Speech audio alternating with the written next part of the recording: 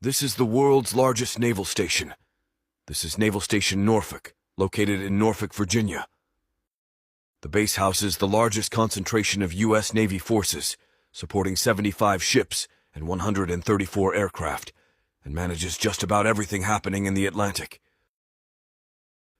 The site was established during World War I and expanded during World War II.